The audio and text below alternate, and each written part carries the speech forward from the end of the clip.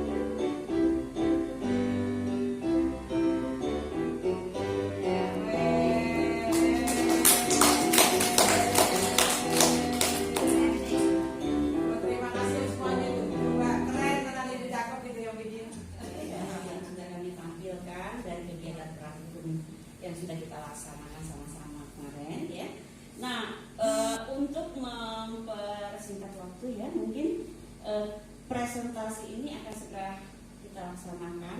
Silakan kepada Bu Hongsa untuk menyampaikan, ya. Terima kasih Bu Khadijah. Assalamualaikum warahmatullahi wabarakatuh. Saya mewakili teman-teman saya akan mempresentasikan dari kelompok URED, yaitu 2 percobaan tentang pengaruh konsentrasi terhadap laju reaksi dan titrasi asam basa. Saat kita akan melakukan praktikum, ini yang disiapkan terlebih dahulu untuk keselamatan, menggunakan masker, kemudian menggunakan sarung tangan, jas lab, dan sepatu. Ini digunakan untuk menghindari atau mencegah terjadinya hal-hal yang tidak kita inginkan. Kemudian di samping ini ada cara pengambilan asam pekat, jadi tidak, kalau bisa jangan pakai pipet tetes seperti itu agar lebih aman. Nah, pada pengenceran asam pekat di sini tadi pengambilan dengan pipet gondok atau pipet kolum. Kemudian saat memasukkan asam klorida ke labu ukur, diisi dulu labu ukurnya dengan air. Ini biar air itu meredam panas yang dihasilkan oleh asam klorida. Jadi kalau misalkan terbalik, nanti akan terjadi loncatan air panas. Nah, itu bisa berbahaya jika terciprat tangan kita. Nanti terjadinya malah lumpuh gitu ya, iritasi. Terus, nah saat pembuangan, ini pembuangan natrium tiosulfat tadi sudah dijelaskan oleh beberapa kelompok ya, seperti ini. Jadi kalau memang tidak ada endapan yang mengganggu, langsung bisa dibuang. Jika masih ada, bisa kita buang di tanah seperti itu. Ini hasil hasil percobaan kami untuk percobaan 1, data dan grafik. Anda bisa membaca datanya, grafiknya seperti itu. Lanjut Bu. Nah, ini hasil titrasi asam basanya. Volume NaOH yang digunakan 8,3, 8,1, 8,3.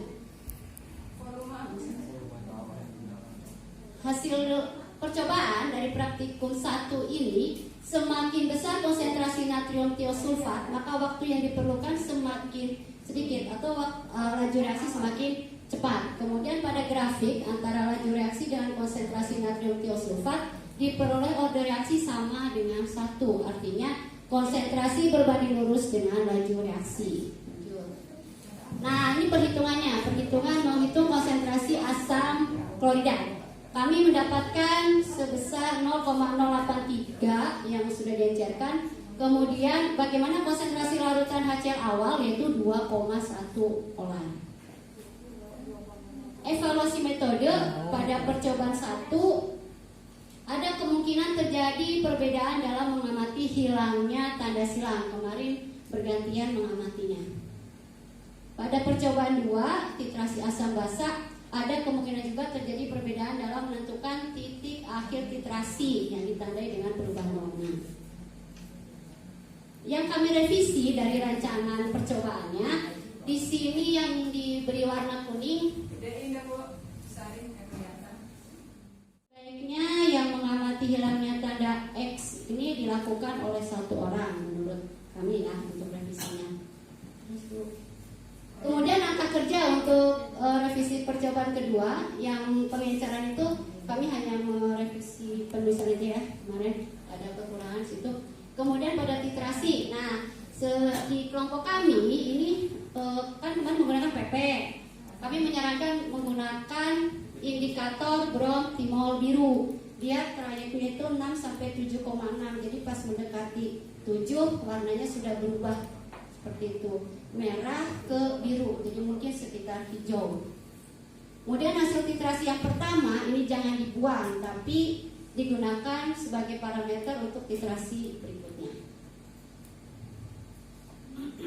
Nah, ini dokumentasi kelompok kami. Tepuk tangannya dong. Oke, dari saya. Wassalamualaikum warahmatullahi wabarakatuh. Saya kembalikan ke Bu Holika.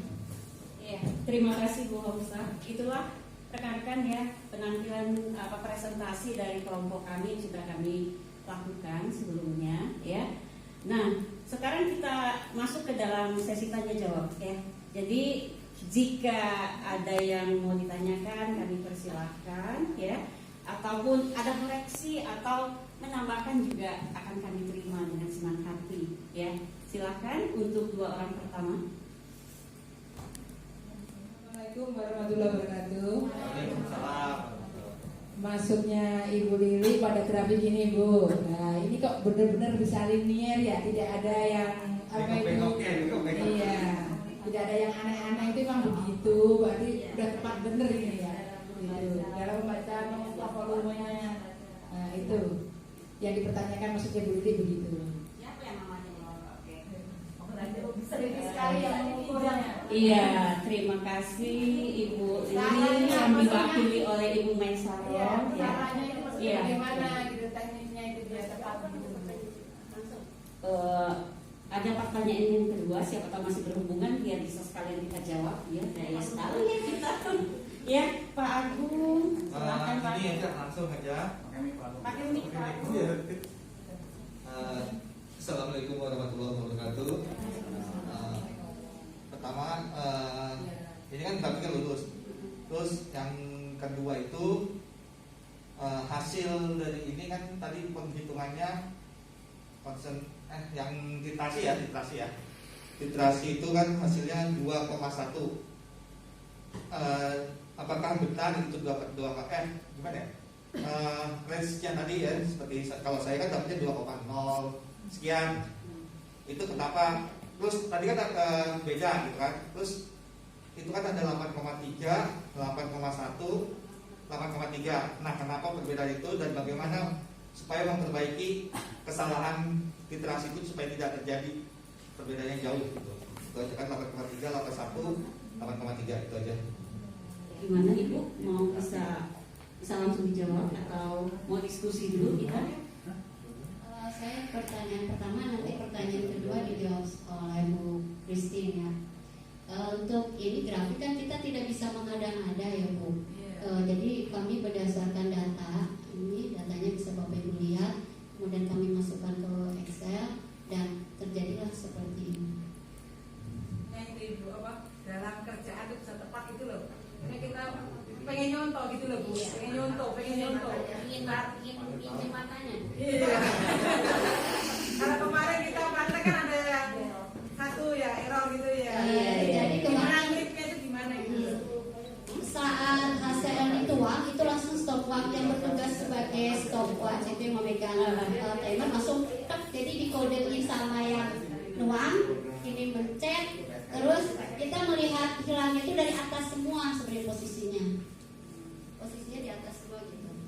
Bisa saya Terus, tambahkan? nah nanti ya sobat.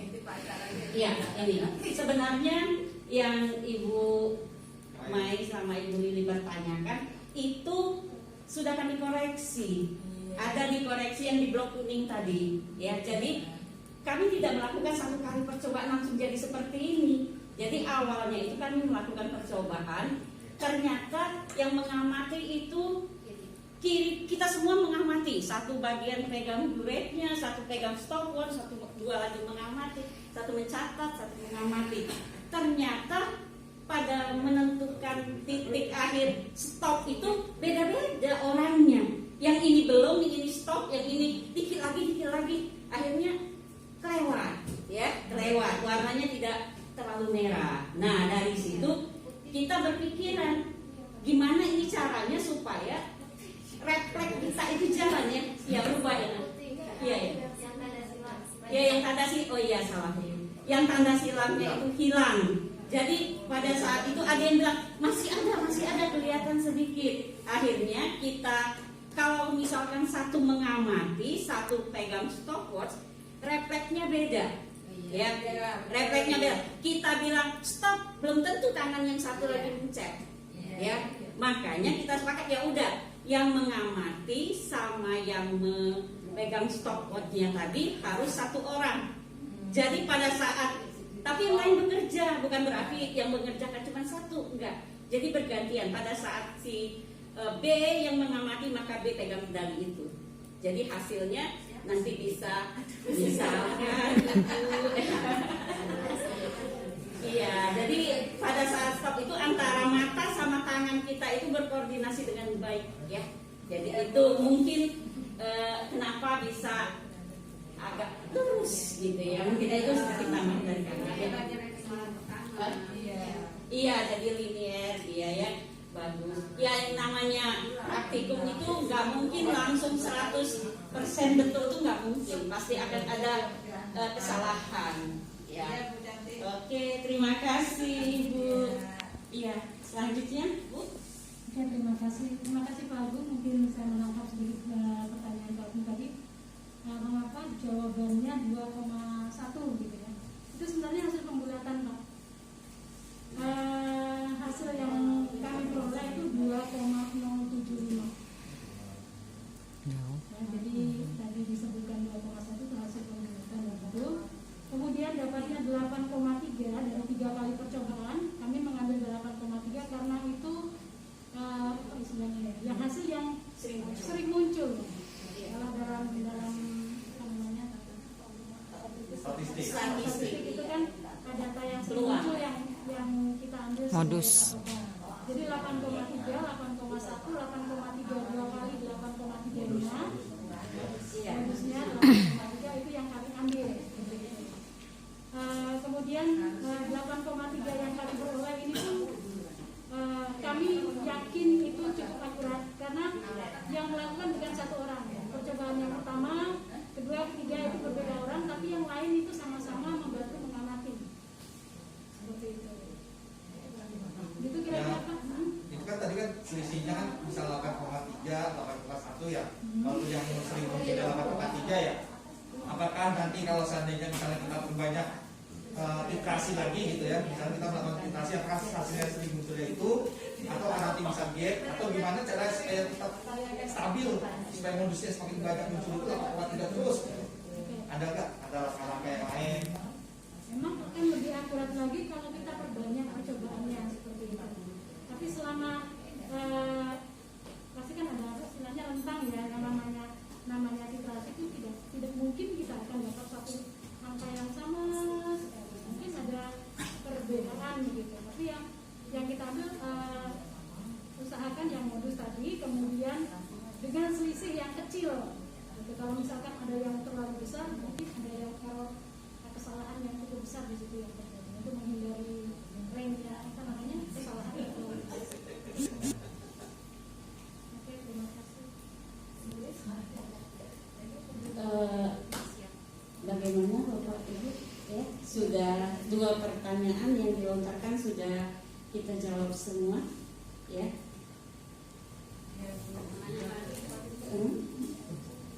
Jangan diwakili tapi Bu Lili ya kalau mau nanya lagi. Coba minta ditayangkan ya hasil data percobaan kedua Bu, literasi. Pengen lihat. Oh, literasi. Ya, baca dulu. Tanya ini, volume awal pembacaan buret itu ya. Yang pertama, berarti percobaan pertama itu ya. Itu volume awalnya itu bacanya itu 50 apa 0? Nah, kita dalam, mohon maaf ya, takutnya saya yang salah. Dalam praktek itu kalau kita melihat ini kan ya sesuai dengan apa yang ada di dulu Bu ya. Volume awal pasti kan penuh dulu tuh. Pasti 0 dulu harusnya. Atas itu 0 dulu kan. Bawahnya kan 50 kan Bu.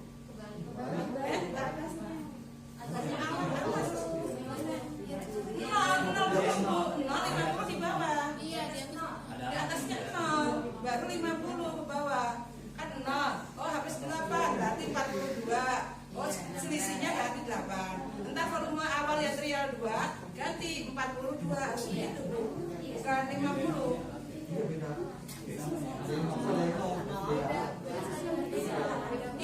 Gini, maksudnya trial pertama itu volume awal pembacaan berat ini kan 0 ya. Volume akhir kelihatan 48. Volume akhir, oh iya. Volume akhir pembacaan buret itu loh. Baru entar volume NaOH yang digunakan selisihnya Bu, baru 8 gitu. Gitu lah. Iya, maksudnya gitu kan ya Bu ya. Iya, terima kasih Bu Mai. Kami akan berusaha membantu untuk menjawabnya. Nanti kita mau jawab Bu ya. Dan kita bersamakan persepsi ya Bu ya. Itu yang intinya sama sih. Ujung-ujungnya kita akan mencari berapa banyak sih yang masuk ke dalam LMIR kita. Iya Ibu, benar. Ujung-ujungnya sama. Kita kan pengen kan apa yang dimasukkan benar. Kita pengen buat berambil ya Bu ya. Tapi kalau namanya anak bacanya pertama, ini bulat set. Apa yang kamu lihat? 0, gitu kan? Set dipakai. Nunjuk 42. Namanya Ibu ya. Berarti yang terbawah volume NaOH yang digunakan 8. Nah, udah kan? Percobaan lagi yang kedua. Volume awal kita lihat 42 harusnya. Volume akhir pembacaan kita lihat habis 36. Berarti selisihnya yang dibaca. Itu kalau menurut saya. Kalau menurut kami begini Bu. Sama Ibu. Gini ya. Bacanya ini volume Begini Bu. kalau udah dimasukkan balik kan Bu. Iya. Gini Bu ya, saya ilustrasikan sedikit. Misalkan isi ini 500 mili, ya, isinya 500 mili. Nah kita pasang buret itu kan terbalik, terbalik kayak gini. Berarti batas ini juga 500 mili nanti. Tapi yang kita lihat di situ ukurannya 0 Bu. Kita kan sesuai dengan mata kita. Kalau di tempat saya Bukan isi Bu yang kita lihat, bukan isi volume yang kita lihat, bukan begitu. Ya, Jadi kita bukan tidak sama Bu. Bentar dulu Bu. Nggak keliru. Ibu kita jelasin dulu. ambil buretnya Bu. Ya, ambil buretnya. Kalau keliru di kelas kan, maaf kita jadi salah. Iya Kak. Ada kuncinya. Saya ada. Apa yang salah? Iya, emang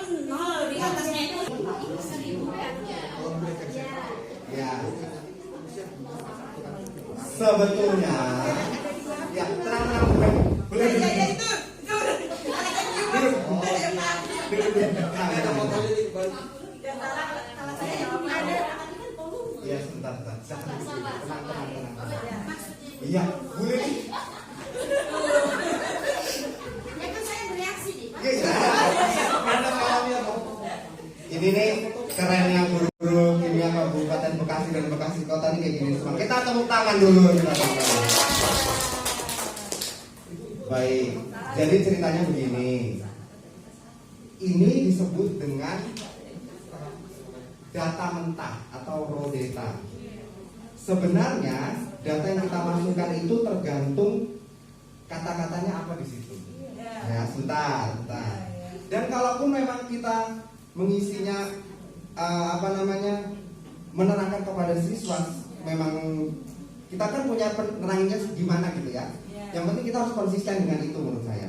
Tetapi memang secara pembacaan ini dan juga keterampilan yang akan dilihat ke siswa adalah pembacaan skala. Sehingga di mana meniskusnya itulah yang kita akan catatkan di sini. Bahkan sebetulnya ini volume NaOH yang digunakan itu tuh sudah merupakan perhitungan, itu sudah bukan pembacaan. Jadi mungkin kita harus pahami bahwa yang dilakukan siswa mengambil data itu data mentah, data yang belum diapa-apain, betul-betul data yang dilihat dari sensenya mereka, mata, baunya apa, belum diinterpretasikan, belum dihitung, belum diapa-apakan. Memang kalau biuret itu atasnya ketika kita gitu kan ya, atasnya 0, bawahnya 50 ya. Kalau mau menurut pembacaan sebetulnya betul ya, kita lihat aja meniskusnya di mana gitu, meniskusnya di mana, baru perhitungannya nanti ada lagi. Nah, tapi saya rasa kalau Bapak Ibu memang di kelas itu memang sudah menjelaskannya kepada siswa seperti ya, diikuti penjelasan Ibu aja di siswa seperti apa. Ya, kalau misalkan nanti yang penting kan siswa itu ada agreement sama kita. Nanti kalau mau direvisi itu setelah asesmennya selesai baru direvisi.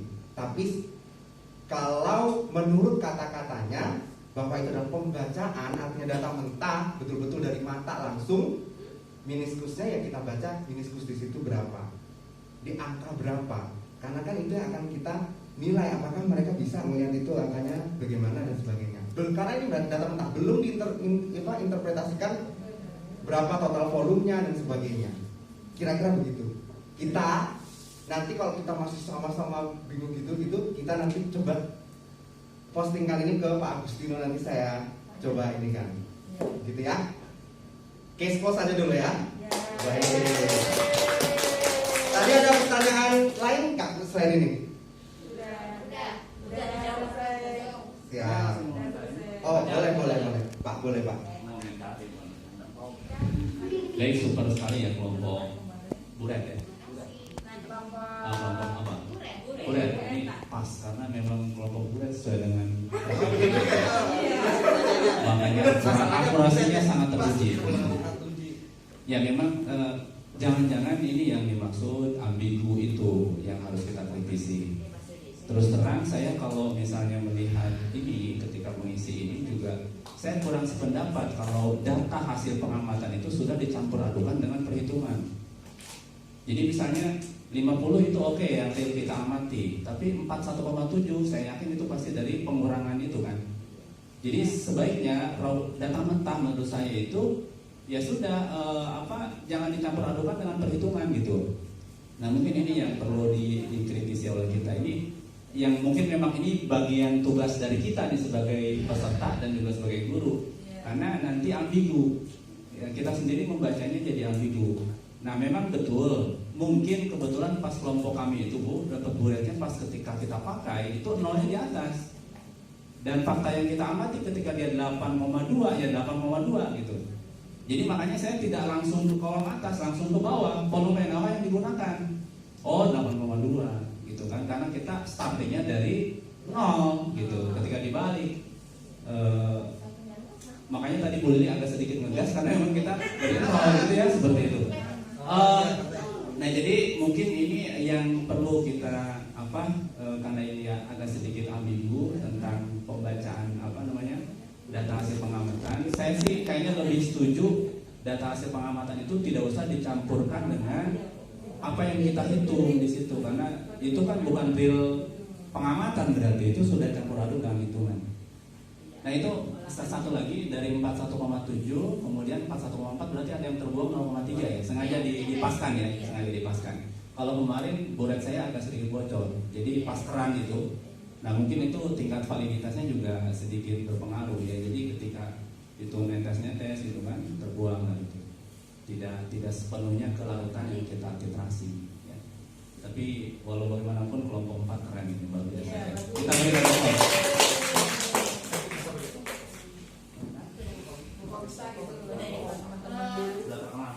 Ada tambahan? Iya, saya tambahkan. Jadi ini tadi kita kan berdebat volume, terus Bu Mai berdebat pembacaan. Setelah disambungkan, memang kesalahan di kami. Volume awal pembacaan. Nah, jadi memang kalau dibalik kan 0 ya. Yang dibaca itu volume yang terbaca awal berarti 0. Nah, terima kasih Bu Mai. Aplaus dong buat Bu Mai Saro. Kita semua kan Bu, aplausnya untuk kita semua. Oh iya. Kimia. Betul Bu, kalau dia kata-kata yang di situ beda ya memang kita harusnya beda kan gitu kan. Kalau tergantung aja, bisa aja tuh 50 kalau kita ngomongnya adalah volume buret gitu. Ini kan volume awal pembacaan. Jadi oke ya. Oke. Luar biasa. Baik Bapak Ibu, ini ada yang mau menambahkan lagi atau tidak? Baik, silakan ditutup. Kepada rekan-rekan semuanya, ya. Demikian juga dengan Ibu siapa namanya, perwakilan dari PMK. Terima kasih sudah menyaksikan presentasi kami dari awal sampai akhir, ya. Mudah-mudahan kegiatan kita hari ini banyak membawa manfaat, ya, untuk proses pembelajaran yang lebih baik ke depannya. Amin, ya. Nah, karena semua rangkaian kegiatan sudah kita laksanakan mulai dari pembukaan, mulai dari perkenalan dan lain sebagainya, maka sekarang saatnya saya sebagai moderator menutup kegiatan dengan banyak mengucapkan